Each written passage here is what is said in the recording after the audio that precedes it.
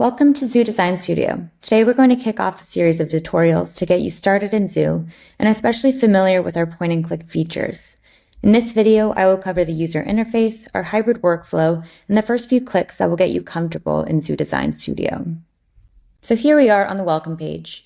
I can create a new project from scratch, start from our samples, or open an existing project from my library. I'm going to go ahead and do that just so we have a little bit more context as we explore the space. In Zoo Design Studio, we have our hybrid approach. That includes point and click, those same features that you've seen in traditional CAD, and that we'll get into feature by feature within this tutorial series.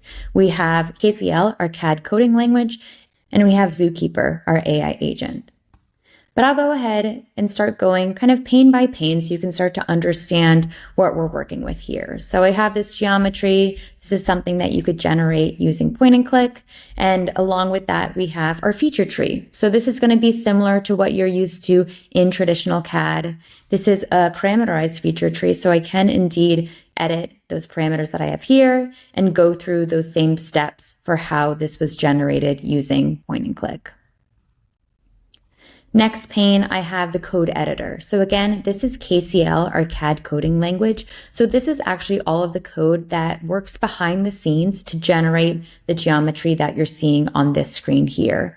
This is something that might be a little bit intimidating for mechanical engineers. For those who are curious, we have a great tutorial series really diving into the nitty-gritty of KCL, but really we have this underlying code that's going to be what's going to allow Zookeeper to have full control over 3D geometry.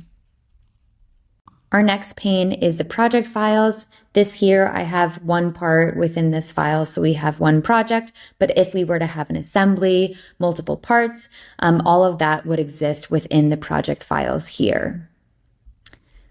Two items that you might not play with as much, just depending on how you're using Zoo Design Studio. We have our variables and logs pages. The variable pane will display the numeric values of any parameters you make along the way, and the logs pane will show you log errors as you're going. Here, I can go ahead, add a file to a project. So this can be from my local drive or from the KCL samples. Once we have a file in there, we can use the insert button to get that in as well. And then here is where I'm going to be able to export. So we can export GLTFs, a couple of mesh files, and most importantly, probably that step file. So that's going to be that BREP geometry so we can have full control over our part, especially as we're getting into manufacturing. In this bottom left corner, we can see my network health. Here we have the version of Zoo that I'm working on right now. If you want to click on that for more context, we've got information in our GitHub. If I go to my settings, we have a handful of things that I can play around with as well. So whether I want to set it overall as a user or for this specific project, we can go through and see what we're working with.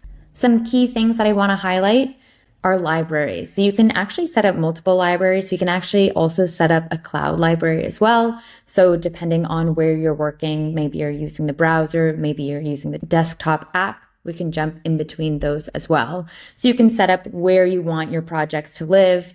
If you want to organize things nicely, depending on what you're working on. For example, I have my default project library. I have the cloud library. I also have somewhere where I can work on my projects that are often uploaded into the aquarium. And that's going to be a place where anyone can upload anything that they've made, anything that they want to share onto our website. So I encourage you to do that as well. If I go down some other items of importance, we've got mouse controls. So perhaps you've been living in another CAD system for the last few years, maybe multiple decades. Here you can switch to those exact mouse controls if you're familiar with that system. You can switch different gizmo types. I actually prefer the axis just because I like knowing where I'm working in space with X, Y, and Z. We can toggle on and off that grid. Maybe we want to snap to grid. Again, that might be a behavior that you're familiar with in other CAD platforms. especially since you're starting out in Zoo Design Studio, maybe you've already done that onboarding. Here we could go ahead and replay that as well, so you can start to get used to clicking around the space. Also, we can look at our version in GitHub, check for updates. We're constantly pushing updates, especially because we want our users to have their hands on the latest and greatest features. So definitely encourage you to keep updating. If you are limited in doing that, often just using the browser version instead can give you quicker access. But whatever your cadence is, you'll have that control there. Key bindings, maybe you have specific shortcuts that you want to have control over. You can go ahead and change those. Maybe you want to understand some of those key bindings to make working in Zoo a little bit quicker. All of that will be within the key bindings here. And then plugins, this is just going to allow you to connect to Zookeeper, the cloud, the aquarium, and more. Also, if there are any specific settings that you're looking for, you can always just search them in the search bar over here. Now making it over to the bottom right over here, we do have a measurement tool. So if I go ahead, maybe I'm clicking on an edge here, we can see it's automatically telling me that distance. This selection tool is going to help identify different selections that you have. This is how you can bring context into your conversations with Zookeeper as well. Default units. Some experimental features. I recommend allowing this so that you have full access to all of our exciting functions and features. And then over here, we have help and resources. So whether you want to report a bug, start working within our community as well. As I mentioned, getting into KCL, we've got code samples and docs. And then again, updates, release notes, things that you saw before in the settings. Up here, we've got our command bar. This is another way to access all of our features beyond just using the toolbar here. We also have this publish button. So again, bringing back that aquarium, if there's something that you wanted to submit specifically, you can go ahead, add a title, description, and it'll be put up for review for our team members to then publish on our page. Lastly, we've got our user menu over here, some of those same buttons that you've seen before, but that's going to be how we can manage your Zoo account, have control over billing, things like that.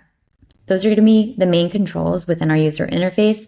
If you have any specific questions as you're getting started, getting set up, feel free to add comments on this tutorial or get in touch via our Discord or our forum as well. Hope to see you in the next video. Thank you.